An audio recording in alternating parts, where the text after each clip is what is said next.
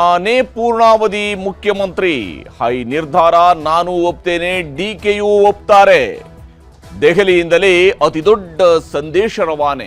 ಇದುವೇ ಚದುರಂಗದ ಮೊದಲ ಸ್ಟೋರಿ. ಸಿದ್ದು ಸಿಡಿಗುಂಡು.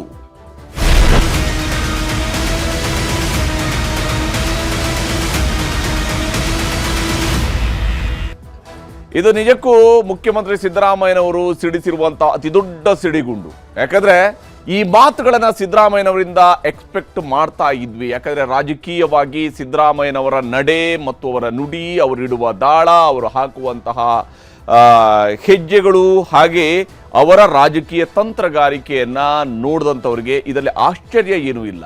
ನಾನೇ 5 ವರ್ಷ ಮುಖ್ಯಮಂತ್ರಿ ಅಂತ ಹೇಳಿ ಸಿದ್ದರಾಮಯ್ಯನವರು ಹೇಳ್ತಾ ಇರೋದರ ಉದ್ದೇಶ ಮತ್ತು ಅದರ ಗುರಿ ಇವೆಲ್ಲವೂ ಕೂಡ ಸ್ಪಷ್ಟ ಇದ್ದಾವೆ. ಯಾವ ಸಂದರ್ಭದಲ್ಲಿ ಯಾವ ಮಾತುಗಳನ್ನು ಹೇಳಬೇಕು ಮತ್ತು ಅದರ ತೂಕ ಎಂಥದ್ದು ಅನ್ನುವಂಥದ್ದು ಗೊತ್ತಿದ್ದೇ ಸಿದ್ದರಾಮಯ್ಯನವರು ನಾನೇ ಸಿಎಂ ಅನ್ನುವಂತಹ ಮಾತನ್ನ ಮತ್ತೆ ಮುಂದಿಟ್ಟಿದ್ದಾರೆ. ನಾನೇ ಸಿಎಂ ಆಗಿದ್ದೀನಿ, ಸಿಎಂ ಆಗಿರ್ತೇನೆ. ಈ ಮಾತಿನ ಮೂಲಕವಾಗಿ ಬದಲಾವಣೆ, ಕ್ರಾಂತಿ, ಪುನರ್ರಚನೆ ಎಲ್ಲ ಮಾತುಗಳಿಗೂ ಕೂಡ ಫುಲ್ ಸ್ಟಾಪ್ ಇಡುವಂತಹ ಕೆಲಸವನ್ನು ಮಾಡಿದ್ದಾರೆ. ದೆಹಲಿಯ ಕರ್ನಾಟಕ ಭವನದಿಂದ ಮುಖ್ಯಮಂತ್ರಿ ಸಿದ್ದರಾಮಯ್ಯನವರಿಂದ ಸ್ಪಷ್ಟ ಸಂದೇಶ ಹೊರಬಿದ್ದಿದೆ.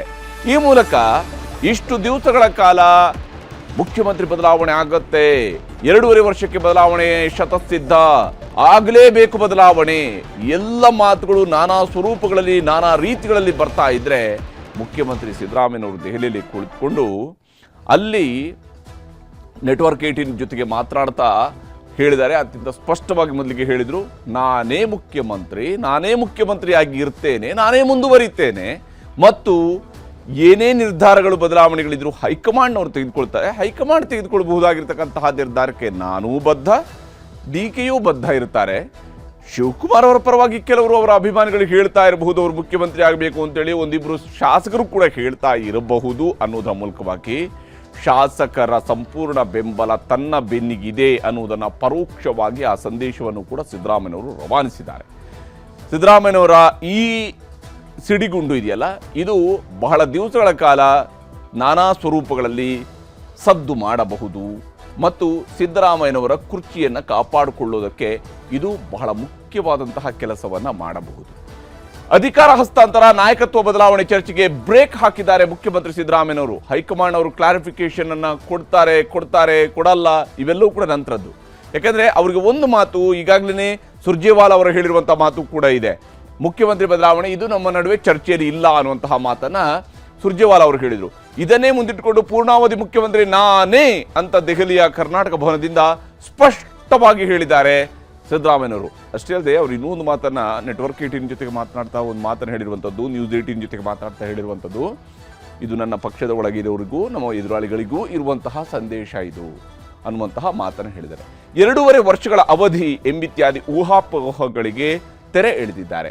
ನಮ್ಮ ನಡುವೆ 2.5 ವರ್ಷ ಅನ್ನುವಂಥದ್ರ ಬಗ್ಗೆ ಯಾವುದೇ ಚರ್ಚೆಗಳು ಆಗಿಲ್ಲ. ನನಗೆ ಜನರ ಬೆಂಬಲ ಇದೆ, ಹೈಕಮಾಂಡ್ ಬೆಂಬಲ ಇದೆ, ಡಿಕೆ ಬೆಂಬಲವೂ ನನಗೆ ಇದೆ, ಶಿವಕುಮಾರ್ ಅವರ ಬೆಂಬಲವೂ ಕೂಡ ನನ್ನ ಜೊತೆಗೆ ಇದೆ ಅನ್ನುವಂತಹ ಮಾತನ್ನು ಸಿದ್ದರಾಮಯ್ಯನವರು ಹೇಳ್ತಾ ಇದ್ದಾರೆ. ಅಧಿಕಾರ ಹಂಚಿಕೆಯ ಬಗ್ಗೆ ಎಲ್ಲೂ ಯಾವಾಗಲೂ ಚರ್ಚೆಯೇ ಆಗಿಲ್ಲ, ಯಾವುದೇ ಸ್ವರೂಪದಲ್ಲೂ ಚರ್ಚೆ ಆಗಿಲ್ಲ ಅಂತೇಳಿ ಸಿದ್ದರಾಮಯ್ಯನವರು ಹೇಳ್ತಿದ್ದಾರೆ. ಹಾಗಾದ್ರೆ ಇಷ್ಟು ದಿವಸ ಕಾಂಗ್ರೆಸ್ನಲ್ಲಿ ಕೇಳಿ ಬರ್ತಾ ಇತ್ತಲ್ಲ 2.5 ವರ್ಷ ಅಂತೇಳಿ, ಇದು ಹಾಗಾದ್ರೆ ಇರಲೇ ಇಲ್ವಾ? ಕೇವಲ ಊಹಾಪೋಹವ? ಸಿದ್ದರಾಮಯ್ಯನವ್ರಿಗೆ ಗೊತ್ತು, ಶಿವಕುಮಾರ್ ಅವ್ರಿಗೆ ಗೊತ್ತು, ಸೋನಿಯಾ ಗಾಂಧಿ ಅವರಿಗೆ ಗೊತ್ತಿರಬಹುದು, ಅಥವಾ ಕಾಂಗ್ರೆಸ್ನ ಹಿರಿಯ ನಾಯಕರುಗಳಿಗೆ ಗೊತ್ತಿರಬಹುದು.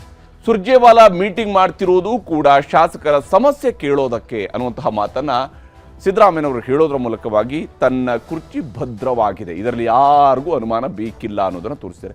ಮತ್ತು ಇಂಥದ್ದೊಂದು ಸಂದೇಶದ ಅವಶ್ಯಕತೆ ಇತ್ತು ಸಿದ್ದರಾಮಯ್ಯನವರ ಕಡೆಯಿಂದ. ಅಥವಾ ನಾಳೆ ದಿವಸ ಬದಲಾಗೋದಿಲ್ಲೋ ಅದು ಎರಡನೇ ಮಾತು. ಆದರೆ ಸಿದ್ದರಾಮಯ್ಯನವರು ನಾಳೆ ಬದಲಾಗ್ತಾರೆ, ನಾಡಿದ್ದು ಬದಲಾಗ್ತಾರೆ ಅಂದ್ಕೊಂಡು ಪ್ರತಿನಿತ್ಯ ಅದೇ ಚರ್ಚೆ ಆಗ್ತಿದ್ರೆ ಯಾವ ಕೆಲಸವೂ ಕೂಡ ಈ ರಾಜ್ಯದಲ್ಲಿ ಆಗ್ತಾ ಇರಲಿಲ್ಲ. ಇದು ಬಹಳ ಮುಖ್ಯವಾಗಿರ್ತಕ್ಕಂಥ ಅಂಶ. ಈ ನಿಟ್ಟಿನಲ್ಲೂ ಕೂಡ ಸಿದ್ದರಾಮಯ್ಯನವರ ಹೇಳಿಕೆ ಮಹತ್ವವನ್ನು ಪಡ್ಕೊಳ್ಳುತ್ತೆ. ಸುರ್ಜೇವಾಲಾ ಮೀಟಿಂಗ್ಗೂ ಬದಲಾವಣೆಗಳಿಗೂ ಯಾವುದೇ ಸಂಬಂಧವೇ ಇಲ್ಲ ಅದು ಅನ್ನುವಂಥದ್ದನ್ನು ಅವರು ಸ್ಪಷ್ಟವಾಗಿ ಹೇಳ್ತಾ ಇದ್ದಾರೆ. ಹೈಕಮಾಂಡ್ ಆದೇಶವೇ ಅಂತಿಮ, ಅದಕ್ಕೆ ಇಬ್ಬರೂ ಬದ್ಧ ಅನ್ನುವಂತಹ ಸಂದೇಶವನ್ನು ಸಿದ್ದರಾಮಯ್ಯನವರು ಕೊಟ್ಟಿದ್ದಾರೆ. ಅಂತಿಮವಾಗಿ ಹೈಕಮಾಂಡ್ ಹೇಳಿದ್ದೇ ಅಂತಿಮ ಅನ್ನುವಂತಹ ಮಾತು ಸಿದ್ದರಾಮಯ್ಯನವರ ಬಾಯಿಂದಲೂ ಕೂಡ ಬರ್ತಾ ಇದೆ. ಸಿದ್ದರಾಮಯ್ಯನವರ ಮಾತನ್ನು ನಿಮ್ಗೆ ತೋರಿಸ್ತೀನಿ. I will remain as a chief minister. I will continue as a chief minister. I will be there for full 5 years. ಹೈಕಮಾಂಡ್ನವರು ಏನು ಹೇಳಿದ್ದಾರೆ ಅಂತಂದರೆ, ಏನು ನಾವು ತೀರ್ಮಾನ ತಗೋತೀವಿ ಅದನ್ನು ಇಬ್ಬರು ಒಪ್ಕೋಬೇಕು ಅಂತ ಹೇಳಿದ್ದಾರೆ. ನಾವು ಹೇಳಿದ್ದೀವಿ ಹೈಕಮಾಂಡ್ ನಾವು ಏನು ಡಿಸಿಷನ್ ತಗೊಂಡ್ರು ಕೂಡ ಒಪ್ಕೋತೀವಿ ಅಂತ ಹೇಳಿದ್ದೀವಿ. ಅದನ್ನು ನಂಬರ್ ಆಫ್ ಟೈಮ್ಸ್ ಹೇಳಿದ್ದೀನಿ, ನಾನು ಅನೇಕ ಬಾರಿ ಹೇಳಿದ್ದೀನಿ. ಹೈಕಮಾಂಡ್ ನಾವು ಏನೇ ಡಿಸಿಷನ್ ತಗೊಂಡ್ರು ಕೂಡ ಆ ಡಿಸಿಷನ್ಗೆ ನಾವು ಅಬೈಡ್ ಆಗಿರ್ತೀವಿ. Will be abiding the decision of the high command ಅಂತ ಹೇಳಿದ್ದೀನಿ. ಅದನ್ನು ಡಿ ಕೆ ಶಿವಕುಮಾರ್ ಹೇಳಿದ್ದಾರೆ, ನಾನು ಹೇಳಿದ್ದೀನಿ, ಮೊನ್ನೆನೂ ಹೇಳಿದ್ದೀನಿ ಪಾರ್ಟಿ ಮೀಟಿಂಗ್. ಹೈಕಮಾಂಡ್ ಏನು ತೀರ್ಮಾನ ಮಾಡ್ತಾರೆ ಆ ತೀರ್ಮಾನಕ್ಕೆ ನಾನು ಬದ್ಧ, ಡಿ ಕೆ ಶಿವಕುಮಾರ್ ಕೂಡ ಬದ್ಧ. That leadership issue is not there. It was not discussed. There is no vacancy. Is there any vacancy of chief ministership? I'm very much here before you. I am the chief minister, Karnataka. ನಾನೇ ಮುಖ್ಯಮಂತ್ರಿ ಕರ್ನಾಟಕ.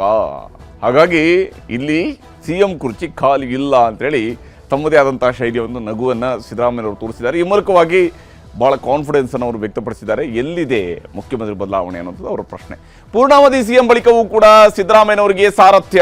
ಸಿದ್ದರಾಮಯ್ಯನವರು ಹೇಳ್ತಿದ್ದಾರೆ, ನನ್ನದೇ ನೇತೃತ್ವದಲ್ಲಿ ಚುನಾವಣೆ ನಡೆಯುತ್ತೆ ಅಂತ ಹೇಳಿದ್ದಾರೆ. ಈ ಮಾತನ್ನ ಸಿದ್ದರಾಮಯ್ಯನವರು ರಾಜಕೀಯವನ್ನು ನೋಡಿದಂಥ ಎಲ್ರಿಗೂ ಕೂಡ ನೆನಪಿರಬೇಕು. 2013ರಿಂದ 2018 ಅವಧಿಯಲ್ಲೂ ಕೂಡ ಸಿದ್ದರಾಮಯ್ಯನವರು ಒಂದು ಮಾತನ್ನು ಹೇಳ್ತಾ ಇದ್ರು. ಆರಂಭದಲ್ಲಿ ಇದು ನನ್ನ ಕಡೆ ಚುನಾವಣೆ ಅಂತ ಹೇಳ್ತಿದ್ರು. ಅದು 2014 ನಂತರ ಸಿದ್ದರಾಮಯ್ಯನವರ ಮಾತಿನ ಶೈಲಿ ಚೇಂಜ್ ಆಗಿತ್ತು. ಶಾಸನ ಸಭೆಯೊಳಗಡೆ ನಿಂತುಕೊಂಡು ಹೇಳಿದರು, ನಾನೇ 5 ವರ್ಷ ಮುಖ್ಯಮಂತ್ರಿ ಆಗಿರ್ತೀನಿ, ಮುಂದೆಯೂ ನನ್ನ ನೇತೃತ್ವದಲ್ಲಿ ಚುನಾವಣೆ ಅಂತ ಹೇಳಿದರು. ಈಗಲೂ ಅದೇ ಧಾಟಿಗೆ ಸಿದ್ದರಾಮಯ್ಯನವರು ಬಂದಿದ್ದಾರೆ. ಅಲ್ಲಿ 1 ವರ್ಷದ ನಂತರ ಹೇಳಿದರು, ಇಲ್ಲಿ 2 ವರ್ಷ ಕಳೆದ ನಂತರ ಹೇಳ್ತಾ ಇದ್ದಾರೆ ಸಿದ್ದರಾಮಯ್ಯನವರು, ನಾನೇ 5 ವರ್ಷ ಮುಖ್ಯಮಂತ್ರಿ, ನನ್ನದೇ ನೇತೃತ್ವದಲ್ಲಿ ಚುನಾವಣೆ ಅಂತೇಳಿ. 2028 ವಿಧಾನಸಭೆ ಚುನಾವಣೆಯೂ ಕೂಡ ಸಿದ್ದರಾಮಯ್ಯನವರ ನೇತೃತ್ವದಲ್ಲೇ ನಡೆಯುತ್ತಾ? ಈ ಪ್ರಶ್ನೆ ಇದ್ದೇ ಇದೆ. ಶಿವಕುಮಾರ್ ಅವರು ಕೂಡ ಒಂದು ಕಡೆಯಲ್ಲಿ ಹೇಳ್ತಾ ಇದ್ದಾರೆ, 2028ರಲ್ಲೂ ನನ್ನ ನೇತೃತ್ವದಲ್ಲಿ ಚುನಾವಣೆ ನಡೆಯುತ್ತೆ ಅಂತ ಹೇಳ್ತಾ ಇದ್ರು. ಬಹುಶಃ ಅವರು ಮುಖ್ಯಮಂತ್ರಿ ಆಗಬಹುದು ಅನ್ನುವಂಥ ಲೆಕ್ಕಾಚಾರದಲ್ಲಿ ಹೇಳಿರಬಹುದು. ಸಿದ್ದರಾಮಯ್ಯನವರು ನಾನೇ ಮುಖ್ಯಮಂತ್ರಿ ಆಗಿರ್ತೀನಿ ಅನ್ನುವಂತಹ ಲೆಕ್ಕಾಚಾರದಲ್ಲಿ ಹೇಳ್ತಾ ಇದ್ದಾರೆ. ಇಲ್ಲಿ ನಾನೇ ಸಿಎಂ ಅನ್ನುವಾಗಲೇ ಹೊಸ ಟ್ವಿಸ್ಟ್ ಅನ್ನು ಕೊಟ್ಟಿದ್ದಾರೆ ಮುಖ್ಯಮಂತ್ರಿ ಸಿದ್ದರಾಮಯ್ಯನವರು. ಅಫ್ಕೋರ್ಸ್ ಅವರು 5 ವರ್ಷ ಮುಖ್ಯಮಂತ್ರಿ ಅಂತೇಳಿ ಆದ್ರು ಅಂತ ಹೇಳಿದ ಮೇಲೆ ಅವರ ನೇತೃತ್ವದಲ್ಲೇ ಚುನಾವಣೆ ನಡೀಬೇಕು. ಯಾಕಂದ್ರೆ ಸರ್ಕಾರ ಅವರದ್ದೇ ಆಗಿರುತ್ತೆ. ಅವರ ಸರ್ಕಾರದ ಮ್ಯಾಂಡೇಟ್ ಅನ್ನು ಜನರ ಮುಂದೆ ಕೇಳುವಂಥದ್ದು, ಅದಕ್ಕೆ ಜನಮತವನ್ನು ಕೇಳುವಂಥದ್ದು, ಅದಕ್ಕೆ ಬೆಂಬಲವನ್ನು ಕೇಳುವಂಥದ್ದು ರಾಜ್ಯದ ಜನರಿಂದ. ಹೀಗಾಗಿ ನನ್ನದೇ ನೇತೃತ್ವದಲ್ಲಿ ಚುನಾವಣೆ ಅನ್ನುವಂತಹ ಮಾತುಗಳನ್ನು ಕೂಡ ಸಿದ್ದರಾಮಯ್ಯನವರು ಹೇಳ್ತಾ ಇದ್ದಾರೆ. ಅವರ ಮಾತನ್ನು ನಿಮಗೆ ತೋರಿಸಿ. 2028ಕ್ಕೆ ಚುನಾವಣೆಯಲ್ಲಿ ನಿಮ್ಮ ನೇತೃತ್ವದಲ್ಲಿ ಅಥವಾ ನೀವೇ ಮುನ್ನಡೆಸ್ತೀರಾ ಅಂತೇಳಿ ಹೇಳಿದ್ದೀರಾ ಅಂತ 2023ರಲ್ಲಿ ಏನು ನಡೆಯಿತೋ ಅದೇ ರೀತಿ ನಡೆಯುತ್ತೆ. ಹೀಗೆ 2023ರಲ್ಲಿ ಏನು ನಡೀತೋ ಹಾಗೇನೆ ನಡೆಯುತ್ತೆ 2028ಕ್ಕೆ. ಅಂದರೆ ನಾನು ನೇತೃತ್ವದ ಮುಂಚೂಣಿಯಲ್ಲಿ ಇರ್ತೇನೆ, ನನ್ನ ಜೊತೆಗೆ ಶಿವಕುಮಾರ್ ಅವರು ಕೂಡ ಇರ್ತಾರೆ, ಅಥವಾ ಪಕ್ಷದ ನಾಯಕತ್ವ ಇರುತ್ತೆ, ಸಾಮೂಹಿಕ ನಾಯಕತ್ವ ಕೂಡ ಇದ್ದೇ ಇರುತ್ತೆ.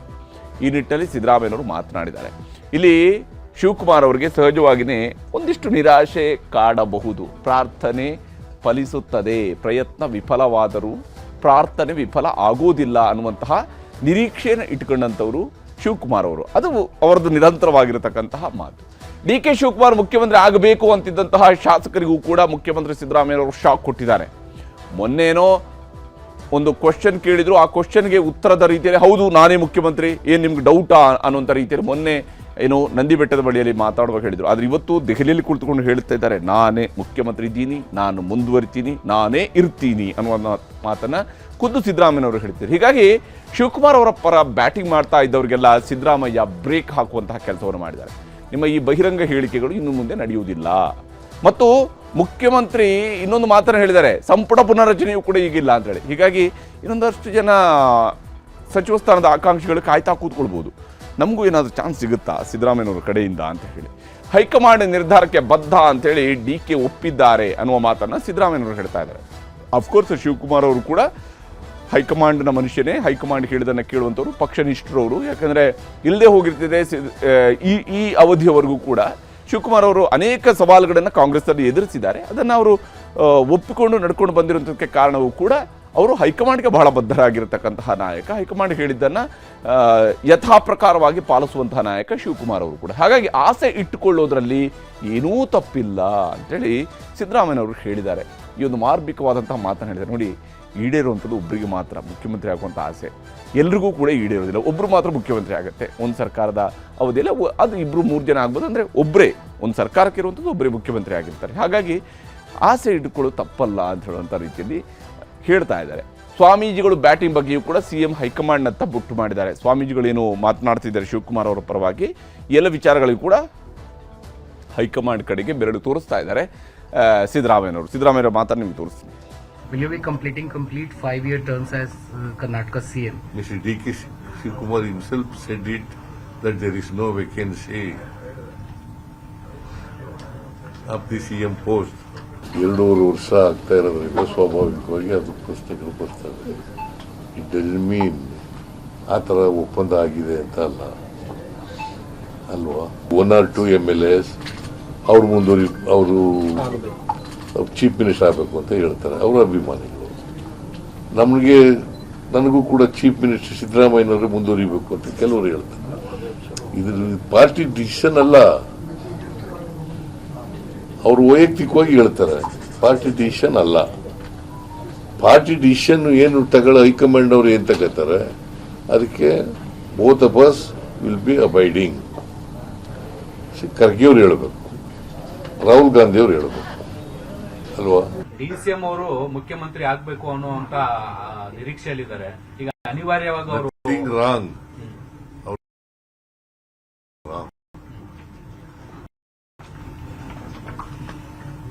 ಅಥವಾ ಇನ್ನೊಬ್ಬ MLA ಅನ್ಕೊಂಡಿದ್ರೆ ನಥಿಂಗ್ ರಾಂಗ್.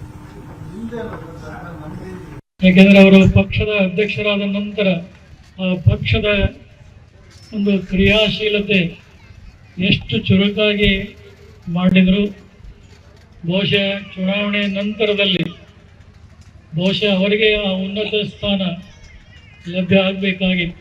ಅವರು ನಂಬಿ ನಡೆದಂತಹ ದೈವ ಕೈ ಹಿಡಿದು ಮುನ್ನಡೆಸಲಿ, ಅವರನ್ನು ಉನ್ನತ ಸ್ಥಾನದಲ್ಲಿ ನೋಡುವಂಥ ಸೌಭಾಗ್ಯ ಈ ನಾಡಿನ ಜನರಿಗೆ ದೊಡ್ಡಂತಾಗಲಿ ಅನ್ನುವಂಥ ಈ ಸಂದರ್ಭದಲ್ಲಿ ಶುಭವನ್ನು ಹಾಕಿ ಅವರ ಸಂಕಲ್ಪದ ಮೇರೆಗೆ, ಭಕ್ತರ ಆಶೋತ್ತರದ ಮೇರೆಗೆ ರೈತ ಬಾಂಧವರು ಮತ್ತು ವರ್ತಕರು, ರಾಜಕೀಯ ಮುತ್ಸದ್ದಿಗಳು ಎಲ್ಲರೂ ಕೂಡ DK ಶಿವಕುಮಾರ ಪ್ರೀತಿಯ ಮಗನಾಗಿ ಬೆಳೆದಿರ್ತಕ್ಕಂಥವನಾಗಿದ್ದಾನೆ.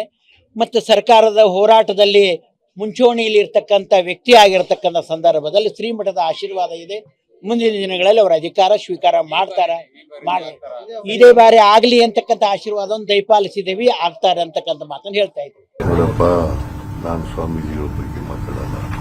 ಪಾರ್ಟಿ ಲೀಡರ್ಶಿಪ್ ಬಗ್ಗೆ ಚರ್ಚೆ ಮಾಡೋದು ಹೈಕಮಾಂಡ್ ಮತ್ತೆ MLAs ಮತ್ತು ಪಾರ್ಟಿ ಹೈಕಮಾಂಡ್.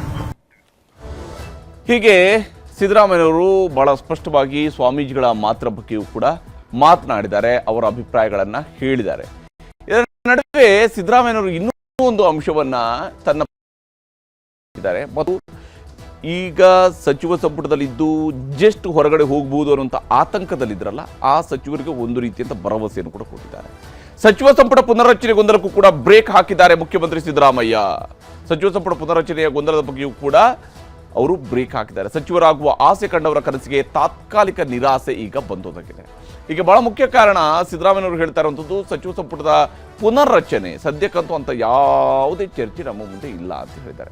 ಯಾಕಂದರೆ ಈಗ ಜುಲೈ ನಡೀತಾ ಇದೆ, ಇನ್ನು ಆಗಸ್ಟ್ ಸೆಪ್ಟೆಂಬರ್ನಲ್ಲಿ ದಸರಾ ಕೂಡ ಬರ್ತಾ ಇದೆ. ಹೀಗಾಗಿ ಈ ತಿಂಗಳಲ್ಲಿ ನಡೆಯುವಂತಹ ಸೆಷನ್ ಇರೋದ್ರಿಂದಾಗಿ, ಅಸೆಂಬ್ಲಿ ಸೆಷನ್ ಕೂಡ ಇರೋದ್ರಿಂದಾಗಿ ಆ ಸಂದರ್ಭದಲ್ಲಿ ಅನವಶ್ಯಕವಾಗಿ ಸಂಪುಟ ಪುನರ್ರಚನೆಯ ಗೊಂದಲಗಳಿಗೆ ಕೈ ಹಾಕುವಂಥ ಸಾಧ್ಯತೆಗಳು ಕಡಿಮೆ ಇದೆ. ಅದಷ್ಟಾಗ್ತಾ ಇದ್ದಂಗೆ ಬಿಹಾರದ ಚುನಾವಣೆ ವಿಚಾರದಲ್ಲಿ ಹೈಕಮಾಂಡ್ ಅವರು ಕೂಡ ಬ್ಯುಸಿ ಆಗಿರ್ತಾರೆ. ಯಾವುದೇ ಶಾಸಕರ ಅಸಮಾಧಾನವೂ ಕೂಡ ಸದ್ಯಕ್ಕೆ ಇಲ್ಲ ನಮ್ಮಲ್ಲಿ ಅನ್ನುವಂತಹ ಅಭಿಪ್ರಾಯ ಸಿದ್ದರಾಮಯ್ಯನವರದಾಗಿದೆ. ಈ ಕಾರಣಕ್ಕಾಗಿ ಅವರು ತಮ್ಮ ಸಚಿವರಿಗೂ ಕೂಡ ಒಂದು ರೀತಿಯಂಥ ಅಭಯವನ್ನು ಕೊಟ್ಟಿದ್ದಾರೆ. ಇನ್ನೊಂದು ಸ್ವಲ್ಪ ದಿವಸ ನೀವು ನೆಮ್ಮದಿಯಾಗಿ ಕೆಲಸ ಮಾಡ್ತಾ ಇರಿ ಅಂತೇಳಿ ಸಿದ್ದರಾಮಯ್ಯನವರು ಮಾತಾಡಿ ನಿಮಗೆ ತೋರಿಸ್ತೀನಿ. ಸಚಿವ ಸಂಪುಟದ ಪುನರ್ರಚನೆ ಇಲ್ಲ, ನಾಯಕರ ಬದಲಾವಣೆ ಬಗ್ಗೆನೂ ಚರ್ಚೆ ಆಗಿಲ್ಲ, ಎರಡೂ ಚರ್ಚೆ ಆಗಿಲ್ಲ. ಇಲ್ಲಿಗೆ ಸಿದ್ದರಾಮಯ್ಯನವರು ತಮ್ಮ ಕುರ್ಚಿಯ ಜೊತೆಗೆ ಮಂತ್ರಿಗಳ ಕುರ್ಚಿಗೂ ಒಂದಿಷ್ಟು ಗ್ಯಾರಂಟಿಯನ್ನು ಕೊಟ್ಟಿದ್ದಾರೆ. ನಾವು ನಮ್ಮ ಸರ್ಕಾರ ಹಿಂಗೆ ಮುಂದುವರಿತಾ ಇರುತ್ತೆ ಅಂತೇಳಿ ಅಷ್ಟರ ಮಟ್ಟಿಗೆ ಈ ಗೊಂದಲಗಳಿಗೆ ತೆರೆ ಎಳೆಯುವ ಒಂದು ಪ್ರಯತ್ನವನ್ನು ಸಿದ್ದರಾಮಯ್ಯನವರು ಮಾಡಿದ್ದಾರೆ. ಹಾಗಿದ್ರೆ ಗೊಂದಲಗಳು ಸಂಪೂರ್ಣವಾಗಿ ಮುಚ್ಚಿ ಹೋಗ್ತವೆ ಅಂತೇಳಿ ಅಲ್ಲ. ಇಲ್ಲಿ ಸಿದ್ದರಾಮಯ್ಯನವರ ವಿಚಾರಕ್ಕೆ ಸಂಬಂಧಪಟ್ಟಂತೆ ನಡೀತಾ ಇರುವಂತಹ ಬೆಳವಣಿಗೆಗಳನ್ನು ನಾವು ನೋಡ್ತಾ ಇದ್ದರೆ ಸಿದ್ದರಾಮಯ್ಯನವರು ಸಹಜವಾಗಿಯೇ ತಮ್ಮ ವಿರುದ್ಧ ತಮ್ಮ ಸರ್ಕಾರದ ವಿರುದ್ಧ ಅಥವಾ ತನ್ನ ಕುರ್ಚಿಯ ವಿರುದ್ಧ ಎದ್ದಿದ್ದಂತಹ ಅಪಸ್ವರಗಳಿಗೆ ಫುಲ್ ಸ್ಟಾಪ್ ಹಾಕಿಸಬೇಕು ಅನ್ನೋ ಇರೋ ಪ್ರಯತ್ನ ಇತ್ತು. ಆ ಸಿಡಿಗುಂಡನ್ನು ಪ್ರಯೋಗಿಸಿದ್ದಾರೆ. ಇದು ಬಹುಶಃ ಸಿದ್ದರಾಮಯ್ಯನವರು ಪ್ರಯೋಗಿಸಬಹುದಾಗಿರತಕ್ಕಂಥ ಅತ್ಯಂತ ಕಡೆಯ ಅಸ್ತ್ರ ಆಗಿತ್ತು. ಆ ಅಸ್ತ್ರವನ್ನು ಪ್ರಯೋಗಿಸಿದ್ದಾರೆ. ಈ ಅಸ್ತ್ರದಲ್ಲಿ ಬಹಳಷ್ಟು ಅರ್ಥಗಳು ಕೂಡ ಇದ್ದಾವೆ. ಯಾಕಂದರೆ ಇನ್ನೂ ಸಿದ್ದರಾಮಯ್ಯನವರನ್ನ ಅಲುಗಾಡಿಸಿದರೆ ಹೋಗಬಹುದಾಗಿರುವಂಥ ಸಂದೇಶ ಸಹಜವಾಗಿದೆ, ಅದು ಕಾಂಗ್ರೆಸ್ಗೆ ವ್ಯತಿರಿಕ್ತ ಕೂಡ ಆಗಬಹುದು. ಸಿದ್ದರಾಮಯ್ಯವ್ರಿಗೆ ಮನಸ್ಸಿರಲಿಲ್ಲ, ಆದರೆ ಅವ್ರಿಗೆ ಮನಸ್ಸಿಲ್ದಿದ್ರೂ ಕೂಡ ಅವ್ರನ್ನ ಬದಲಾವಣೆ ಮಾಡಿದ್ರಂತೆ. ಈ ಸಂದೇಶ ಹೋಗುವಂತಹ ಸಾಧ್ಯತೆಯೂ ಕೂಡ ಸ್ಪಷ್ಟವಾಗಿದೆ ಸಿದ್ದರಾಮಯ್ಯನವರ ಇವತ್ತಿನ ಮಾತುಗಳನ್ನು ಕೇಳಿಕೊಂಡಾಗ. ಇಲ್ಲಿ ಕಾಂಗ್ರೆಸ್ ಮತ್ತು BJP ನಾಯಕರುಗಳು ಯಾವ ಸ್ವರೂಪದ ರಿಯಾಕ್ಷನ್ ಅನ್ನು ಕೊಟ್ಟಿದ್ದಾರೆ ಸಿದ್ದರಾಮಯ್ಯನವರ ಮಾತಿಗೆ ಅನ್ನೋದು ನಿಮ್ಗೆ ತೋರಿಸ್ತೀನಿ. ಮ್ಯಾಂಡೇಟನ್ನು ಬದಲಾವಣೆ ಮಾಡಬೇಕು ಅಂತೇಳಿ ಆಪರೇಷನ್ ಕಮಲ ಮಾಡಿದ್ರಲ್ಲ, ಮ್ಯಾಂಡೇಟೇ ಇಲ್ಲದೆ ಅವರು ಮಧ್ಯೆ ಹೇಳ್ತಾರೆ, ಅವರೇ ಹೈಕಮಾಂಡ್ ಥರ ಮಾತಾಡ್ತಾರೆ BJP ಅವರು. ಹಿಂಗಾಗೋಯ್ತು, ಇದು ಹಂಗೋಗೋಯ್ತು, ಅವ್ರಿಗೆ ಈ ಹಿಂದೆ ಮುಂದೆ ಏನಾಗಿದೆ ಅನ್ನೋದು ಗೊತ್ತಿಲ್ಲ. ಸೊ ಅವರು ಹಿಂದೆ ರುಚಿ ನೋಡಿದಾರಲ್ಲ 2 ಸಾರಿ, ಈ ಸಾರಿ ಏನಾಗುತ್ತೆ ಅನ್ನೋದು ಅವ್ರ ಅನಿಸಿಕೆ ಇರ್ಬೋದು. ಅದಕ್ಕೆ ಈ ಥರ ಹೇಳಿಕೆಗಳು ಅವ್ರು ಹೇಳಿದಾಗ ಅದಕ್ಕೆ ಮಾಧ್ಯಮಗಳು ಪ್ರತಿಕ್ರಿಯಿಸುವಾಗ ಇದಕ್ಕೆ ಅವಕಾಶ ಇಲ್ಲ. ನಾವು ಸ್ಪಷ್ಟ ಬಹುಮತದಿಂದ ಬಂದಿದ್ದೀವಿ. 5 ವರ್ಷ ಕಾಂಗ್ರೆಸ್ ಸರ್ಕಾರ ಇರುತ್ತೆ, ನಾನು ಮುಖ್ಯಮಂತ್ರಿಯಾಗಿ ಇದ್ದೀನಿ, ಮುಂದುವರಿತೀನಿ ಅಂತ ಹೇಳಿದ್ದಾರೆ. ಈ ಪ್ರಶ್ನೆ ಬಿಜೆಪಿ ಎತ್ತಿದ್ದಲ್ಲ. ಈ ಸರ್ಕಾರ ಬಂದ್ 3 ತಿಂಗಳಿಗೆ ಡಿ.ಕೆ. ಸುರೇಶ್ ಯಾವುದೋ ಒಂದು ಸಂದರ್ಭದಲ್ಲಿ ಒಳಗೇನು ಒಪ್ಪಂದ ಆಗಿದೆ ಅನ್ನೋದು ಹೈಕಮಾಂಡಿಗೆ, ಸಿಎಂಗೆ, DCMಗೆ ಗೊತ್ತು ಅಂತ ಹೇಳಿದ ಸಂದರ್ಭದಿಂದ ಶುರುವಾಯ್ತು ಈ ಚರ್ಚೆ. ಈ ಶಿವಗಂಗಾ ಚನ್ನಗಿರಿಯ ಶಾಸಕರು ಬಿಜೆಪಿಯವರ, ನಾವೇ ಹೇಳಿದ್ದು. ದೇಶಪಾಂಡೆ ಅವರು ಬಿಜೆಪಿಯವರ, ಇಕ್ಬಾಲ್ ಹುಸೇನ್ ಬಿಜೆಪಿಯವರ, ಇದೆಲ್ಲ ಯಾರು? ನಾವೆತ್ತಿದ ಪ್ರಶ್ನೆ ಅಲ್ಲ ಇದು.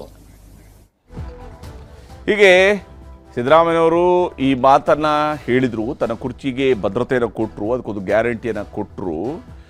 ಅದರ ಸುತ್ತಲಿನ ಚರ್ಚೆಗಳು ಇನ್ನೂ ಕೂಡ ನಿಂತಿಲ್ಲ. ಯಾಕೆಂದರೆ ಮಳೆ ನಿಂತರೂ ಕೂಡ ಮಳೆ ಹನಿ ಉದುರೋದು ನಿಲ್ಲೋದಿಲ್ಲ ಅಷ್ಟು ಬೇಗನೆ. ಹಾಗೇನೆ ಇಲ್ಲೂ ಕೂಡ ಇವರೇನೇ ಫುಲ್ ಸ್ಟಾಪ್ ಹಾಕೋಕ್ಕೆ ಪ್ರಯತ್ನ ಪಟ್ಟರೂ ಕೂಡ ಅದು ಸ್ವಲ್ಪ ಮಟ್ಟಿಗೆ ಅದು ಮುಂದಕ್ಕೆ ಹೋಗ್ತಾನೆ ಇರುತ್ತೆ. ಈ ವಿಚಾರಗಳು ಚರ್ಚೆಯಲ್ಲಿ ಮುನ್ನೆಲೆಗೆ ಹೋಗ್ತಾನೆ ಇರುತ್ತೆ. ಇದನ್ನು ಮುಂದುವರಿಸಿಕೊಂಡು ಹೇಗೆ ಕಾಂಗ್ರೆಸ್ ಅವರು ಹೋಗ್ತಾರೆ ಅಥವಾ ಅದನ್ನು ಹೇಗೆ ಸ್ಟಾಪ್ ಮಾಡಿಸುವಂಥ ಪ್ರಯತ್ನವನ್ನು ಕಾಂಗ್ರೆಸ್ ಅವರು ಮಾಡ್ತಾರೆ, ಅದರ ಆಧಾರದ ಮೇಲೆ ಸಿದ್ದರಾಮಯ್ಯನವರ 5 ವರ್ಷದ ಕುರ್ಚಿ ಗ್ಯಾರಂಟಿಯ ಭವಿಷ್ಯವು ಕೂಡ ನಿಂತಿರುವಂಥದ್ದು, ಸಿದ್ದರಾಮಯ್ಯನವರ ಸಿಡಿಗುಂಡಿನ ಪರಿಣಾಮವೂ ಕೂಡ ಗೊತ್ತಾಗುವಂಥದ್ದು.